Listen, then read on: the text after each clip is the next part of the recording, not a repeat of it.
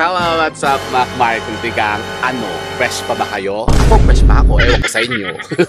Fresh ngayong araw pong ito, ha, mga Mark Kuntigang. Ngayon dito naman po tayo sa karian ng mga diwata, mga laman lupa, mga maligno dito po sa karian ng Radya dito po sa UPLB. At tayo po ngayon ay eto, outdoor vlog naman po tayo. At medyo makuliblim ngayon at maulan. Kaya wala masyadong tao. At ngayong araw po ito, ang i-share natin gabay sa inyo isang inam na talagang manifesting ritual na pwede nyo pong gawin kung kayo po ay nagsasuffer ngayon sa kawalan ng inyo pong mga kwarta. Kayo po ba'y ganyan, ha, Makbari? Kung halimbawa, kayo ba'y bagay laging nauubusan o lagi kayong walang pera, napakabilis yung masaidan ng pera, tapos pakiramdam nyo kayo laging naghihirap. Bakit naman ganon? Pues baka naman kayo pagkakasama kasi tao. Alam niyo po ba, Makbari Kuntigang, na meron palang isang napaka-powerful po na manifesting ritual na kayo pwedeng gawin. Ito po yung napaka-inam at napakabilis ng talab, Makbari Kuntigang. Ang bilis po ng balik nito kapag ito po yung gagawin po niyo. Ito po yung once a week nyo lang gagawin. Yan, katulad po ngayon, linggo. Ano yan? Wala kayong gagastusin dito. Wala kayong mga gagamitin kung ano ng mga orasyon, mga Latin na mga orasyon ganun, mga dasal, wala. Ito'y gagawin nyo lamang once a week. Yan, katulad po ngayon, linggo, pwede nyo gawin to. Pwede din po biyernes. Yan, anong gagawin natin? Kayo po, adman, magsimba. Magsimba? Opo, magsimba naman kayo o magdasal kayo, ha, Makbari Kuntigang. Kung baga, halimbawa kayo talagang soba-soba na nga paghihirap na nararanasan nyo ngayon sa buhay po ninyo, edi parang parang ang bigat-bigat nun kapag kaganyan na kayo laging halimbawa parang totally devastated. Ayaw, di ba? Dahil wala kayong laking pera. Masama po yan, Makbari Kuntigang. Pues, anong isang mainam na paraan para makontra natin yan? Alam niyo po ba yung tinatawag na law of giving and sharing? Napakalakas niya, Makbari Kuntigang. Pero sabi nga sa inyo, kayo po muna magsimba, magdasal naman kayo kahit once a week, kahit linggo po. Katulad yung linggo ngayon, magsimba naman kayo. Baka kayo walang hindi na nagsisimba man lamang, Makbari Kuntigang.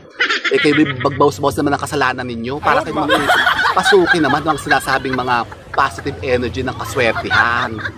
Ganun. Opo, kayo magpimagtika, Makbari Kuntigang, para yung mga sinasabing mga negativities na lahit sa katawan po ninyo matanggal na, madissolve na, para kayo po makaakit naman ng positive energy. At yun na nga, gawin nyo po ito isang napaka-powerful po na manifesting ritual na pwede po natin incorporate nga para tayo po makaakit at makatrack nga ng masasabing kaswertehan na yan. Yan, ano ba yan? Yung law of giving and sharing. Alam nyo po ba yung tinatawag na yung meron tinatawag yung matatanda kasi tawag nila dito yung indulhensya karma. Indulhensya de karma ata yung tawag nila doon. Kasi narinig ko na ito sa matatanda nung araw kasi ito yung mga sinasabing paggawa po ng mga good deeds sa ibang tao na yun na nga, makaka-create nga ng positive energy para kayo, ang balik sa inyo, positive din. Halimbawa ganito, paano? Halimbawa kayo po laging wala ng pera. Laging ubos ang pera nyo, side kayo. Ganito ang gawin nyo. Yung mga last na amount ng pera po ninyo, try nyo po yan, i-share nyo yan. Kahit once a week lang mag-share kayo, i-share nyo yan sa ibang tao.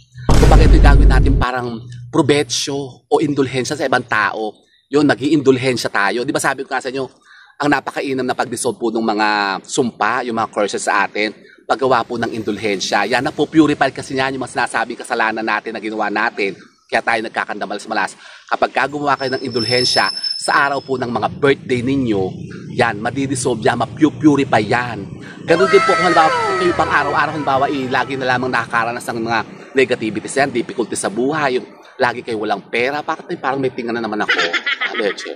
Kumain kasi ako ng isaw. Kasi pinakain ka na direct ng isaw. Si Deco, yun, nakapusado.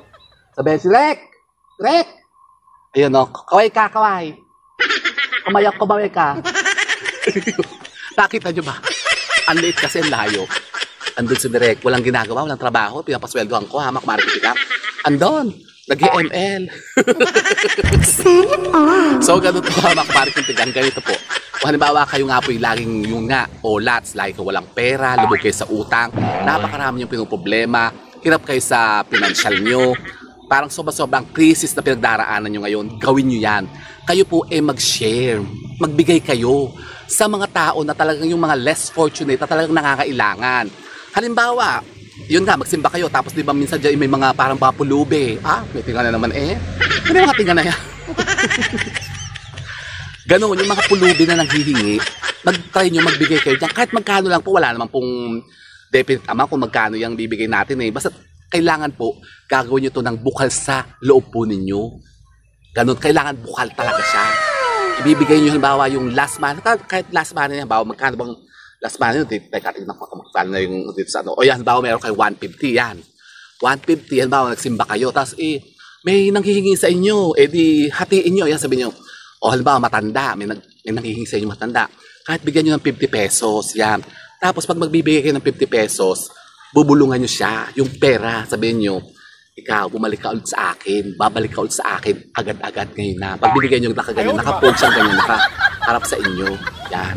Parang may gagastin pa rin pala. Oo naman, konti lang ha, Marikintigan. Parang nag-share lang naman kayo. Konti lang, hindi kayo magagastin sobrang malaking halaga. Kumbaga ito, i-share lang natin, kumbaga yung charity baga. Yan, probetsyo nga, may tiga talaga Ano ba yun? 2 beses na yan! Naku pa, Sir Joseph. Siya, bilisan na natin ito. Baka umulan taha, Marikintigan. Ganun lang po. Halimbawa, last money nyo na yan. Basta't kayo po yung makakauwi lamang sa bahay po. Halimbawa, bigyan nyo siya ng 100. O, yung tumulong kayo. Pero tingnan nyo rin, Marikintigan. Assist nyo rin naman. Baka naman kasi yung mga bibigay yung mga sindikato. Katulad ngayon, Marikintigan. Marami naman naglipa na ngayon sa kalsada. Yung mga nanghihinging ganyan. May mga modus ata ngayon. Yung mga batang ginagamit. Tapos may mga, ano ba yung mga badyaw? Ano ba, legit ba talaga yung mga badyaw na ganyan? Yung mga nanghihingi-hingi, may mga dala pa mga baby. Ako minsan talaga, hindi ko talaga matiis. Naawa talaga ako, Marikintigan, lalo sa mga bata. Sobrang magaan ng yung kumbaga mababaw ako ang loob ko sa mga bata. Kapag ganyan may mga nanghihingi sa akin, talaga hindi ko matiis. Kahit minsan, 5 piso, 10 piso, 20 pesos, nagbibigay talaga ako kasi kawawa naman Kaya lang minsan, nakikita ko, parang merong isang parang grupo sila na may nag-o-organize. Tapos ibinababa sila sa isang lugar. Meron palang ganyan yan, Marikintigan, kaya ingat din po kayo. Pero kung baka kayo nakakita naman dyan ng talagang pulubi na hindi na makalakad, hindi na pa hilahilhaw na lang sa kasada, hindi na talaga iso-iso. Yun, bigyan nyo yun, Marikintigan, kasi malay nyo, diwata yun, ay nagpapanggap lamang pala. O di mabigyan pa kayo ng Ferrari. Ayaw, di ba? Charot, Sir Joseph. Hindi po, Marikintigan, kidding aside, totoo po yan. Yung law of giving na yan, saka yung sinasabing law of sharing, nako, napakalakas ng balik niyan, Marikintigan. Subukan nyo yan, kung halimbawa kayo talaga soba-soba nang naghihirap ngayon, soba-soba pinaglaraanan yung mga negativities at difficulties sa buhay. Yan. Isang napakalakas na, manifesting ritual na pwede nyo pong gawin. Ang balik niyan talagang positive at ang bilis-bilis ng talab niyan. Yung good karma na dadating sa inyo, unexpected yan. Halimbawa, sabi nga, hindi naman tayo yung sinasadya natin magbigay para tayo nanghihingi ng kapalit o ng nag-aabang ng kapalit. Hindi naman ganun. Basta hayaan nyo lang yan, Marikintigan. Talagang kusayang ibibigay sa inyo. Kusayang ibabalik sa inyo, Marikintigan, kapag kayo talagang bukal sa loob po ninyong pagtulong. Yan. Pero ako'y katulad kahapon, Marikintigan, nasa SM kami. Kaming tatlo nila direct siya kanila Gabi. Kami kakain sa isang restaurant doon. Di ang haba ng pila. May inintay pa kami ng queue bago katawagin. May queue kasi may reservation pa sa table. Bago ka pumasok, syempre maghihintay ka pa sa labas. Meron doon isang group ng mga ganyan. Kasi ang dami kahapon tao Sabado, weekend, ganyan daming tao sa mall. Di kami kakain sana. Di kami naghihintay nga doon sa labas. Nakaganyan ako. Di may lumapit sa akin. Babae. Ewan ko kung buntis yun, malaki lang ang tiyan niya. Ako naman, tinignan ako naman ganyan si ate. Binigyan ko siya ng 20. Kasi yun ang una kong nadukot 20, binigyan ko siya ng 20. Tapos, umikot siya doon sa iba, doon sa mga nakapila. May nagbigay ng 10 piso, merong 20 din, tapos may nagbigay ng siguro mga barya-barya. Basta halos lahat ng hininga niya, nagbigay, nag-abot naman. Tapos may kasama pa siyang medyo maliit na bata yun Tapos 3 sila, may matanda na, yung matanda naman nakarelo pa, tapos naka-lipstick pa. Paano ba itong babae? Tapos ang laki-laki ng bag niya. Ito namang buntes na humihingi sa akin, may dala pang cellphone. Sabi ko, parang ano ba problema itong to?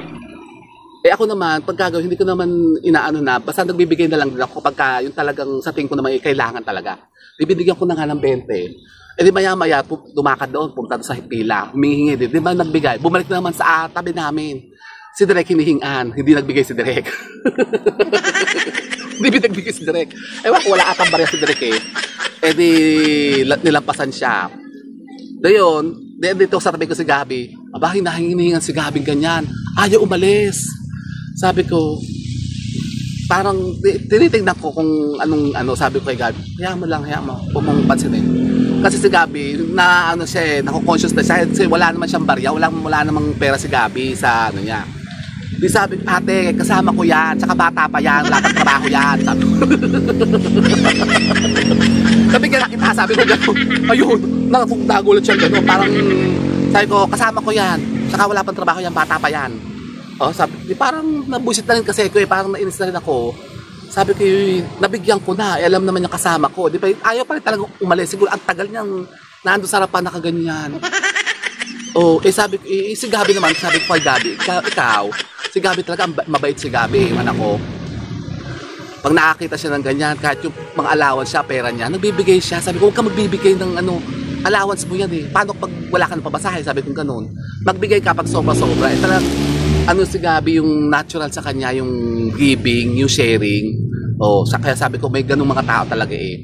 Pero kasi ako, pagka ganyan, minsan ina-assess ko rin kasi yung bibigyan eh. Pagka yung medyo sumosobra na, sabi ko nako, parang sindikato ata to. Kasi katulad doon, alam nyo, meron akong naganyan na, sa Jollibee, meron akong nakausap na ganyan, na nangihingi din eh. Babae din ganyan, tapos may dalang bata, may kasamang bata. Pero sa tingin ko, kasi pangatlong beses ko siyang nakita doon sa Jollibee na nanghihingi siya, palagi siyang naanto. Sabi ko, hindi ba to sinisita ng guard dito sa Jollibee? Hindi ko nababanggit yung Jollibee kung saan branch, basta sa Jollibee po yun. Madalas kasi ako doon kumakain pagka bandang hapon, nandun siya. Tsaka yung isang matanda doon, yung isang matanda naman, nagtitinda naman siya ng kasaba cake na slice. Bumibili talaga ako doon kasi parang tulong na rin. Nagbebenta siya ng slice na kasaba cake na binili lang naman sa lettuce. Ang isang 250, binebenta niya ng 50 pesos per slice. So, malaki ng tubo niya doon. Kalit-lit naman. Sabi ko, sige, okay lang. Bibili na rin ako para makabenta si Lola. Yung isang babae na yun, lagi pangatlong beses ko na nakikita doon. Sabi, tinawag ko nga. Sabi ko, halika nga rito ate. Taga saan po kayo? Sabi kong ganyan. Sabi, somewhere, basta may sinabi siyang lugar eh. Sabi ko, lagi ba kayo dito? Sabi, bakit parang lagi po kayong nakikita ko dito, napansin ko kayo lagi nandito? Sabi, taga saan ba kayo? Sabi niya gano'n. May sinabi siya eh. Tapos, parang hinahanap nga daw niya yung asawa. May hinahanap siya dito sa lugar, dito sa Los Baños. Sabi ko, parang, yung modus mo to eh. Lagi ka nanghihingi dito eh. Sabi ko, andito ka lagi sa mall eh. Di sabi ko, ate, tanong ko lang, magkano ka naman pagka nakakaano ka? Sabi, hindi po pare-pareho. Minsan may mga nagbibigay, malaki po, minsan maliit. Sabi, magkano nga? Sabi, minsan po 800, 700. Ha? Tapos pinakamalaki magkano? Mga 1 to daw, 1.5, nakaganon siya.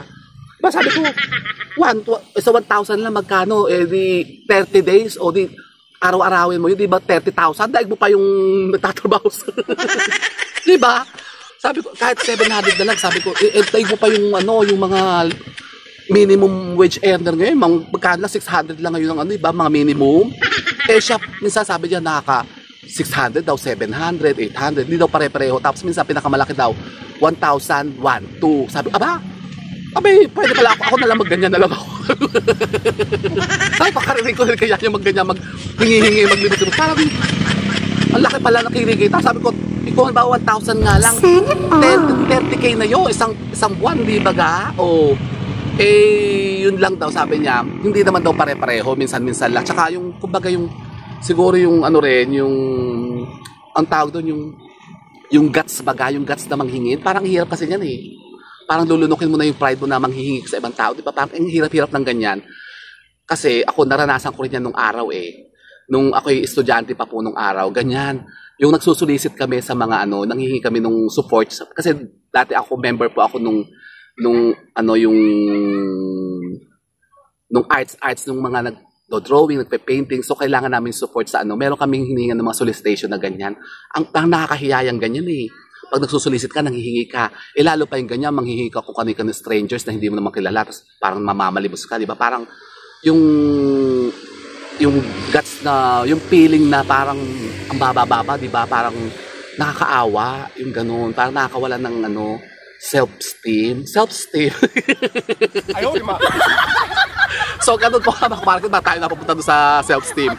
Ganun, Hama Kumarikot, subukan niyo po yan. Kung kayo parang yun nga, palagi na lang lugmok na lugmok, parang napakarami yung pinagdaraan ng difficulty sa buhay, problema, ganyan, kahirapan.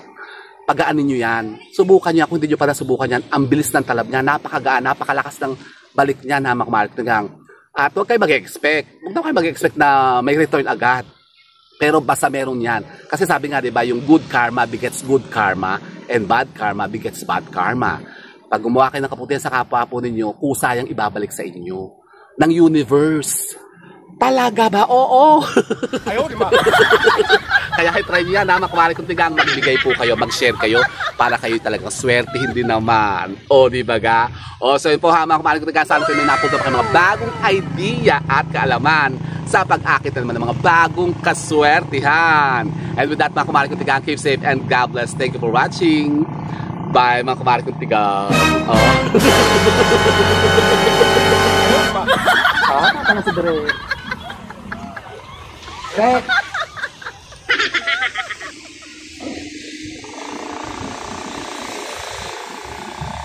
Kung na nagpunta si Direk, nawala na eh, iniwan na ako dito eh. Leche talaga.